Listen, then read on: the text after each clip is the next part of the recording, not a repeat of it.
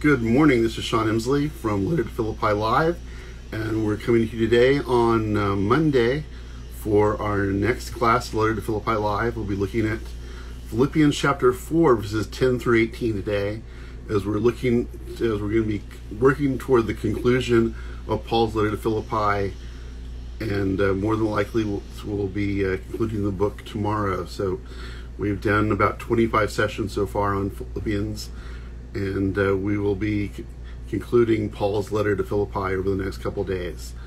So we will be getting started soon.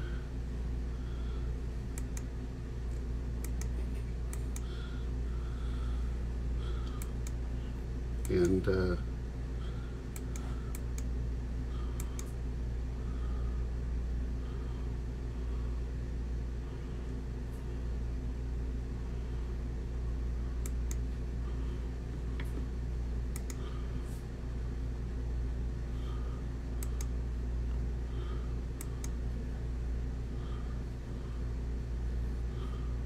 okay, we're getting started here.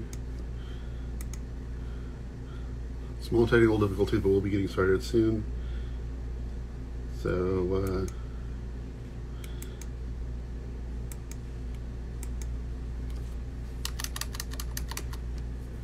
4.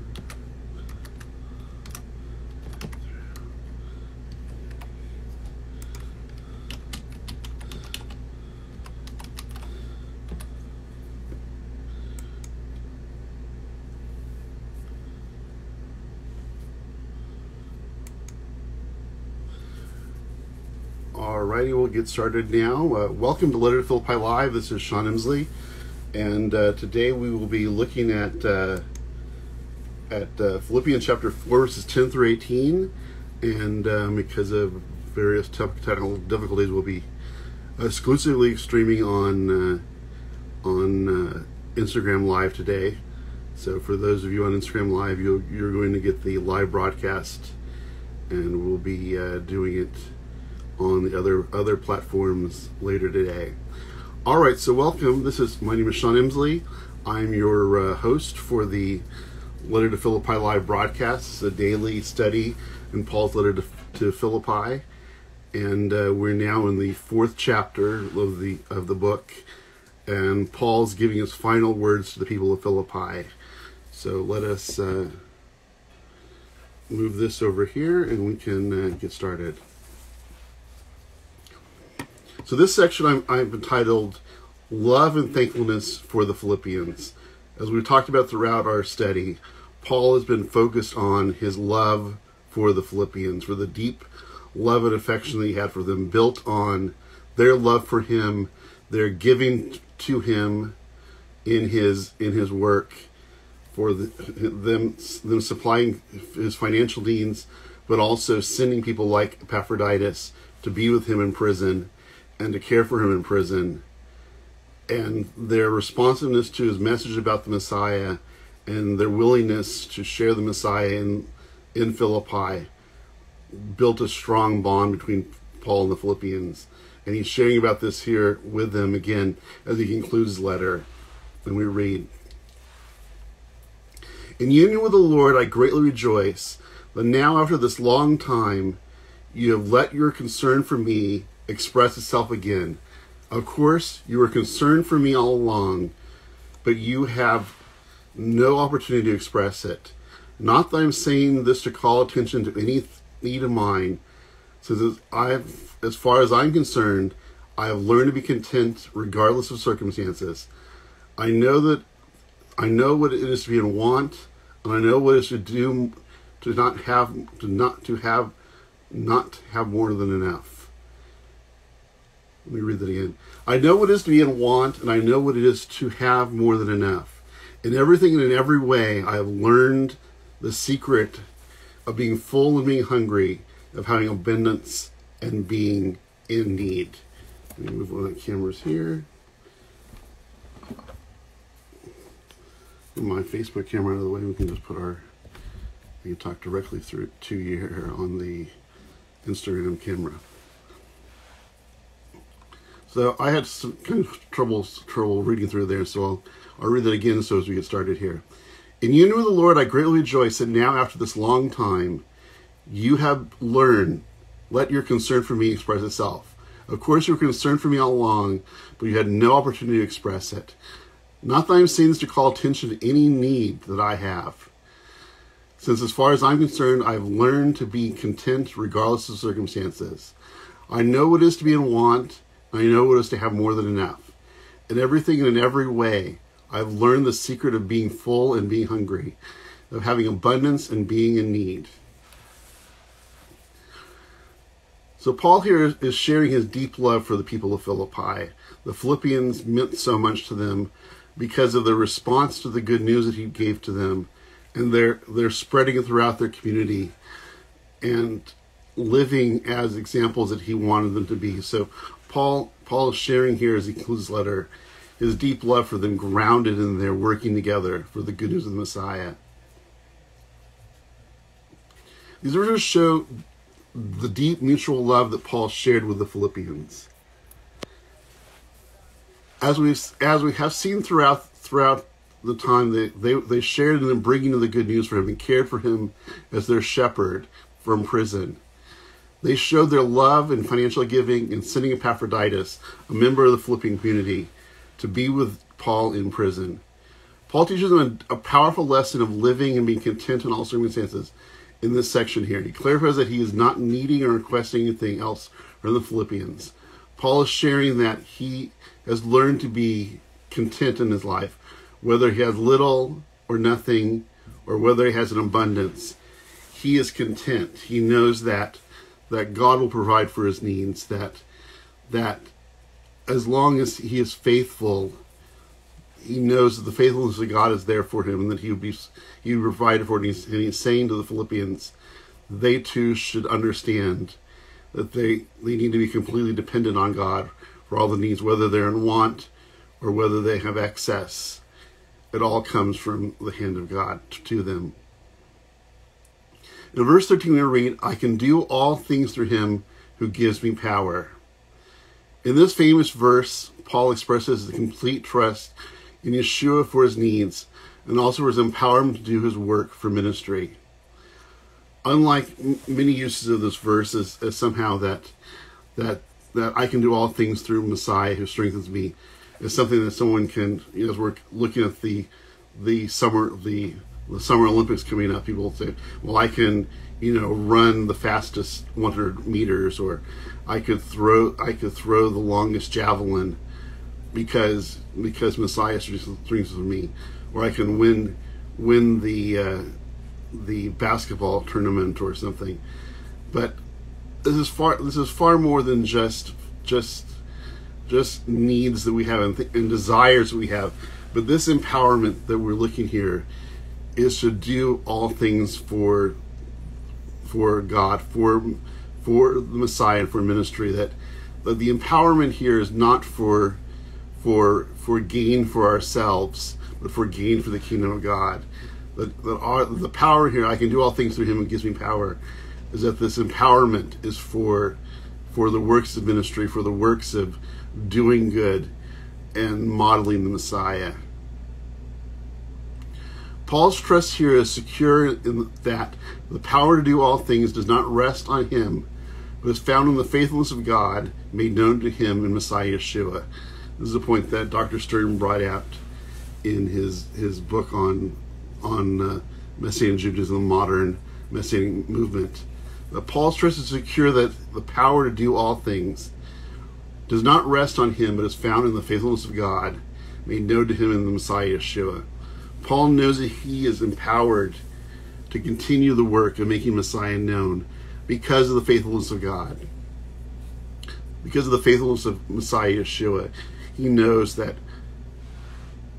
all the power he needs to continue his work, to continue making Messiah known, is from God alone, and God is the one who empowers him for the work of ministry, for the work of making Messiah known.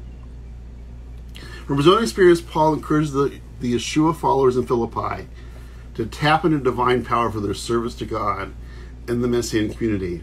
As Paul knew that in his work of making Messiah known, was empowered by God, by the faithfulness of God to him, he compels the Philippians to understand that in their work of ministry, in their work of seeking to make Messiah known, in their work of being lights in a dark world, that they too can tap into the divine power that the Messiah gives through the power of God and through the work of the Spirit of God. That this empowerment to do all things comes from the faithful God.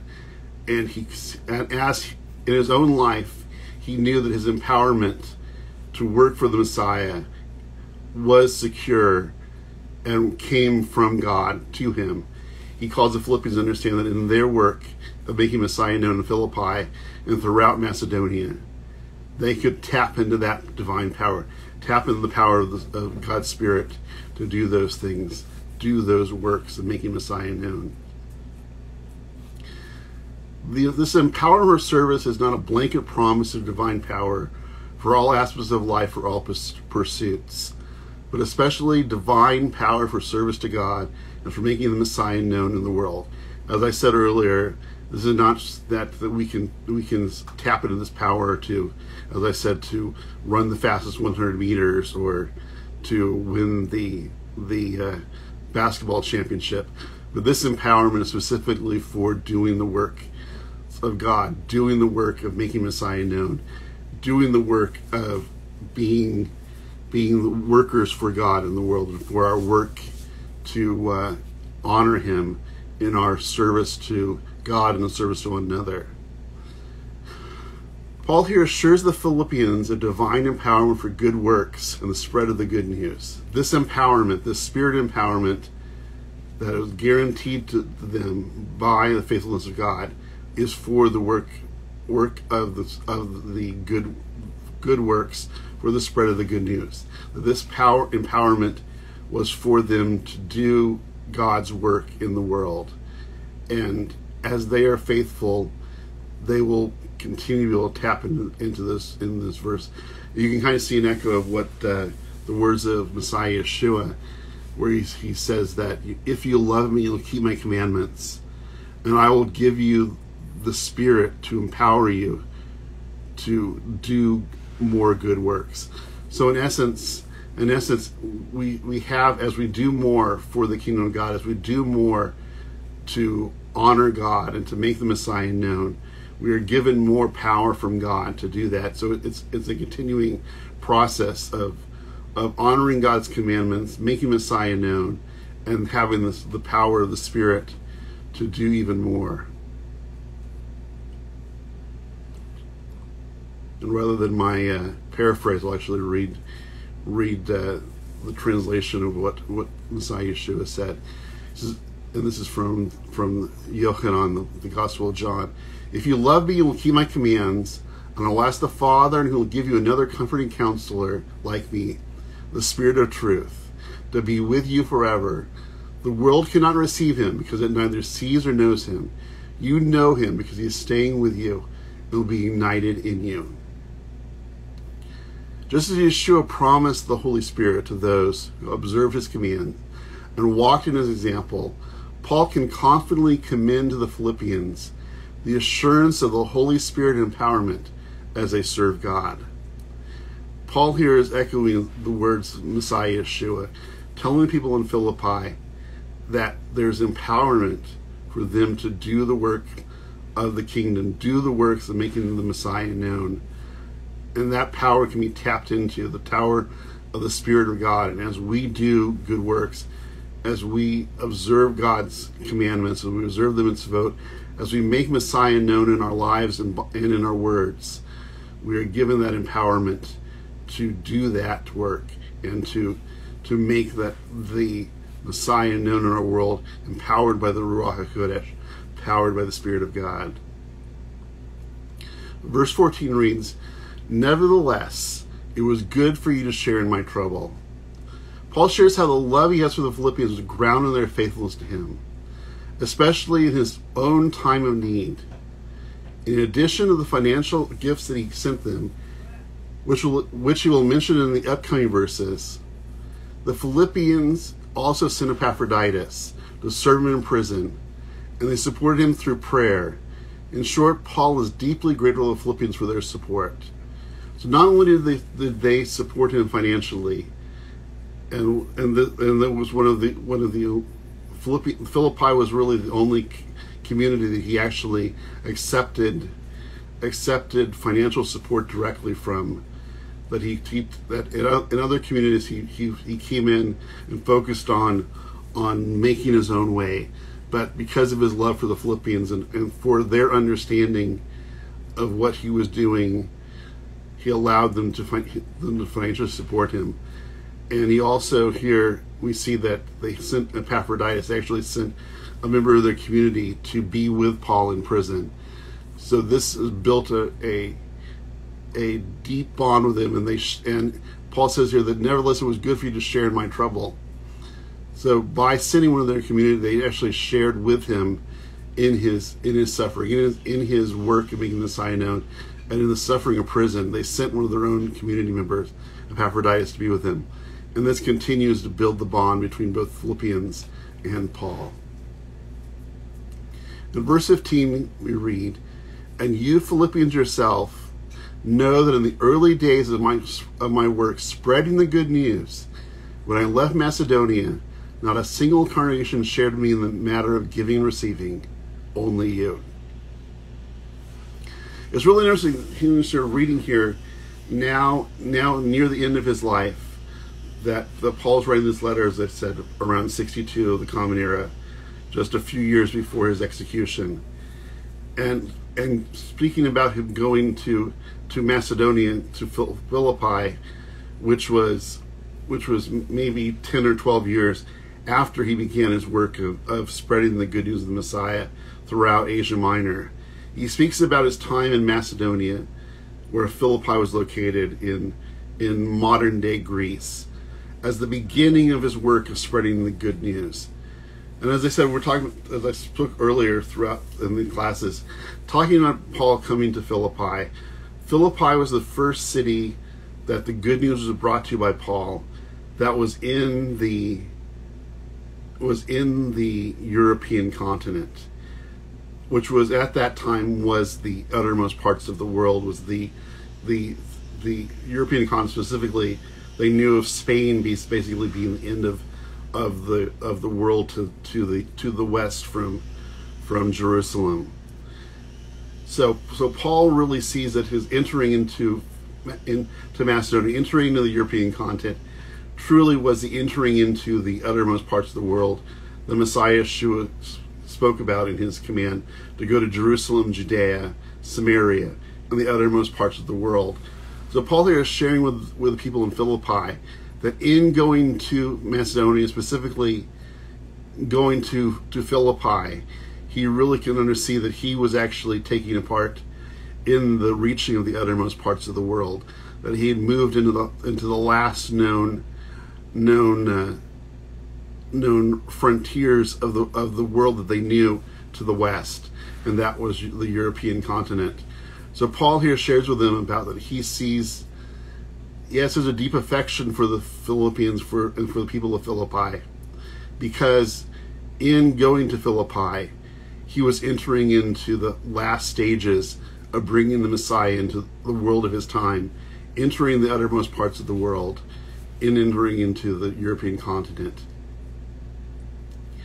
Paul's mission to the Gentiles began in greater measure as his work was in mostly Gentile majority cities in Macedonia, as he had moved away, as we see in Acts 16. Then, as it was his custom, he would go to the synagogues first when he entered the city. But there wasn't a synagogue in Philippi.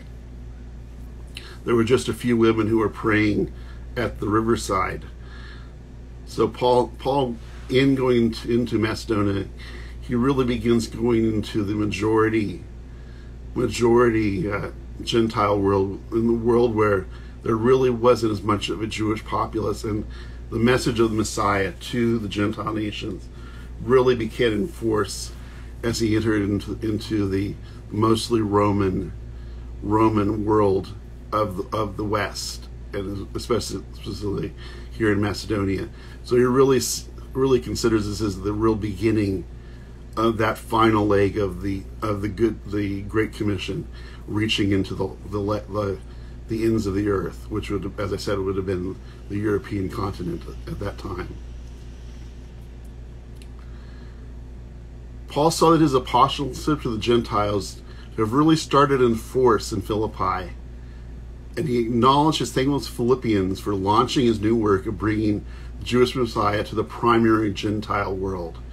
Paul saw that from Philippi, he really jumped into the outreach to the mostly Gentile world, to the making the good news of the Messiah, the words of the Jewish Messiah known to the Gentile world.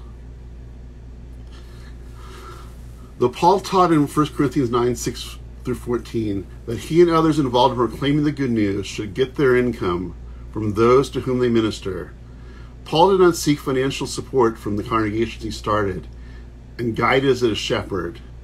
With the Philippians, he made an exception grounded in their love for him and his love for them.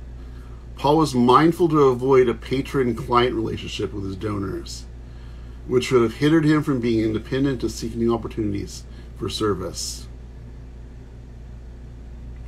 In verse 16-17 we read, "Indeed, in Thessalonica, when I needed it, you sent me aid twice. I'm not seeking the gift. Rather, I'm looking for what will increase the credit balance of your account." Paul communicates to the Philippians that the real importance of their giving to him is not solely for meeting his financial needs, but in their giving, they were investing in his work, and by so doing, bearing fruit in their lives as a demonstration of their faithfulness and commitment to the Messiah. So, being that the Philippian community did financially support Paul, and was one of the few communities that he allowed to, really the only one that we specifically know of. But he speaks to them about how that they're giving to him financially it was not just for his financial support, but it was a sign of their faithfulness, that he was saying, I'm grateful for the financial support you provided for me. And it did meet my financial needs. It did meet my physical needs. But the import was not that. It was not that I was receiving anything or I was gaining anything from it. But you were gaining from it by your support of my work. And this is an important thing to think about, that our giving to support our congregations, our giving to support different organizations does benefit the organization and does benefit our congregations.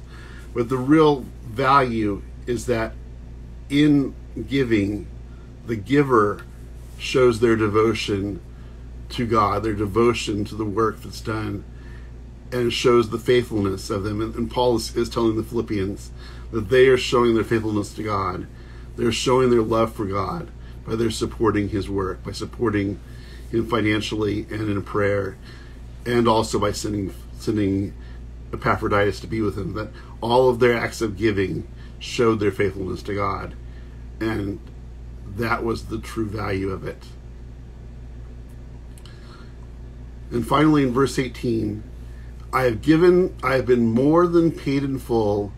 I have been filled since I received from Epaphroditus the gifts you sent me. They are a fragrant aroma, an acceptable sacrifice, one that pleases God well. Thanking the Philippians for their gifts, Paul here makes a biblical analogy from Leviticus 1-4, citing the fragrant aroma of the burnt offerings, which we read about in the Torah. By referring to the gifts of the Philippians as gifts offered to God, Paul is distancing himself from being in debt to the Philippians. And by calling their gifts a sacrifice to God, Paul can hold fast to his commitment to not preach the gospel for his own gain, as he shared in his letter to the Thessalonians, where we read, "For you yourselves know how you must imitate us, that we were not idle when we were among you. We did not accept anyone's food without paying. On the contrary, We labored and toiled day and night, working not to be a burden to you in any way. It was not that we hadn't the right to be supported, but so that we could make ourselves an example to imitate. For even when we were with you, we give you this command: if someone won't work, he shouldn't eat. Paul commends the Philippians for their lives of service to him and the Messiah Yeshua. He clarifies that their devotion has matured to be an acceptable offering to God. By their giving to Paul financially and by sending Epaphroditus and their prayers for them, they are showing the maturity of their faith, that they are growing to become more and more and more like the Messiah. And Paul commends them for that, commends them for their faithfulness to God they're showing by their giving. Paul here uses language from the Torah to show that their giving to him was a sacrificial offering to God. Their willingness to give to Paul proved that they had learned well and were now imitating Yeshua in their daily lives. In much the same way as the later rabbinic teaching would substitute prayer and mitzvot for the temple sacrifice, Paul here imputes sacrificial status to the work of the Philippians on his behalf. As the Jewish tradition has in the post-temple era seen prayer and the doing of mitzvot as akin to the sacrificial system, as akin to the sacrifices, the offerings of our lips. Paul here is saying that the giving of the Philippians to him, both financially and through the sending of Epaphroditus, was like a sacrificial offering, and was, as the holy offerings were given in the temple, Paul says that their acts of service, their acts of giving, were like that, were like a sacrificial offering to God, and that they were holy acts of service and acts that showed their maturity and their faith, that they had taken hold of what it meant to be Talmudim of Yeshua and becoming more and more and more like the Messiah. And Paul commends them for that. And Paul makes clear that the import is their act of giving, and not that it was actually Paul was receiving anything from them, but he was receiving from them out of their love for God, that their act of giving to him was an act of service to God. So Paul here in this section, as he's now moving to the conclusion of the letter to Philippi, is really sharing how deep his love is for the Philippians, and how it is based in their giving to him that shows their maturity in faith, that they had really taken on what Paul had taught them and were really demonstrating their love for God by their giving to him, by their financial and prayerful and giving of Epaphroditus to him. They were showing their spiritual maturity, and Paul commends them for that, and because of that shares a deep love for them. So that will conclude our time today. Tomorrow we will actually conclude this study on the book of Philippians with verses 19 to 23, and we'll have a little wrap up of what we've seen so far in the book of Philippians. And I appreciate everyone who watched today. Unfortunately, I said we had some technical issues that we were only able to stream live to Instagram Live, but we'll actually be posting this to Facebook, YouTube, and LinkedIn later today. So thank you for watching the Letter to Philippi live broadcast. My name is Sean Imsley. I've been your teacher, and I'm the founder of Letter to Philippi, a new Messianic Jewish theological organization. And you can find out information about us at lettertophilippi.org. There you can fill out our contact form, ask any questions. You can purchase my Messianic commentary on Philippians on our resources page.